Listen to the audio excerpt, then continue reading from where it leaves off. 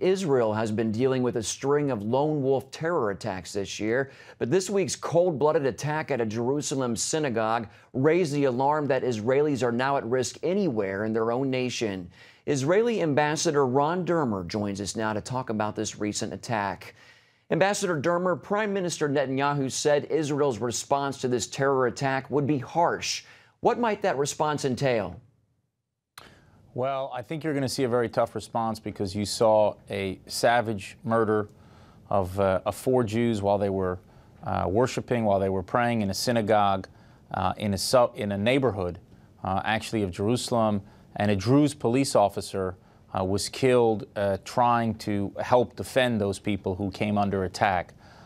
You'll see a very tough response because you can imagine what the response would be if people came into a church in Washington, in your capital, and started hacking people with meat cleavers and shooting them. Obviously, your president would take a very strong response. So we'll have to wait and see what that is, but he's going to have to do what he has to do in order to defend the Israeli public. And as disturbing, Mark, as those attacks were, and they're very disturbing, we were also very disturbed by the scenes of celebrations that you saw in Gaza, in Judea and Samaria, in the West Bank, where the Palestinians were holding these murderers up as heroes. And that's the problem. The world should be not only outraged by the act of violence, the world should be outraged by the reaction of the Palestinians to this act, and they should tell them in no uncertain terms that they have to stop glorifying murderers. They have to stop naming public squares after killers. They have to stop turning these people into heroes. One of the controversial measures is demolishing the homes of terrorist families. Why do this? Well, our security services have found over the years that that serves as some kind of deterrent against other terror attacks in the future. And we will look at every case individually, and we have a Supreme Court where people are allowed to appeal these cases. But the security services and the government that's entrusted with protecting the population has to take the steps it has to take in order to fulfill that mission. And what we found in the past is that these things do serve as a deterrent. Ambassador Dermer, 3 of the victims were Americans, and Americans tend to think of this kind of terrorism taking place far away from the U.S. What message should Americans take away from this attack?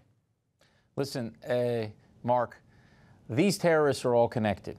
It's not that they sit in one war room. It's not that you have members of ISIS and members of Hamas and Hezbollah and Boko Haram and all the different militant Islamic terror groups in the world sitting in one war room planning attacks. But they're all motivated by the same radical ideology. And it's important to understand that when terrorism succeeds in one place, it is emboldened in every place. And when it's set back in one place, it's also set back in every place. That's why our fight is your fight. What we're fighting today, you may be fighting tomorrow. And that's why I think it's important to stand very firmly with Israel as we fight against terrorism. The people who are celebrating and rejoicing today in the savage murder of 4 Jews in a synagogue are the same people who were celebrating on 9/11 when 3,000 Americans were murdered. It's important to keep that in mind, and it's important for democratic countries fighting terrorism to stand together. What kinds of security measures are Israel putting in place to deal with the potential for attacks like this? Well, we're obviously going to have to ramp up our intelligence. We're going to have to keep very, very vigilant in public areas. You know, we've had to make changes over the years as we came under attack on buses and in malls and pizza shops. We took action in order to defend ourselves. At the time, a lot of people argued, look, Israel should not respond with such force because it's only going to inflame the situation. I remember, Mark, about a decade ago, after one of the worst waves, in fact, the worst wave of terrorism that we had in our history. 1 month in March 2002, we lost hundreds of Israelis to terrorism, including a very terrible attack during a Passover, this massacre at a Passover Seder.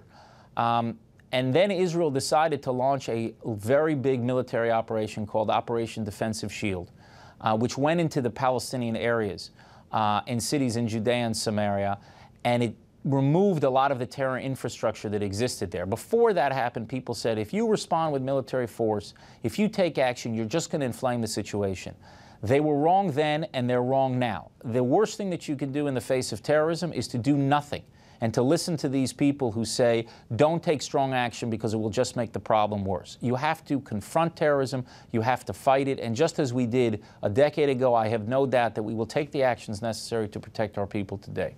All right, Ambassador Ron Dermer, thanks so much for being with us, sir, and thank you for your insights.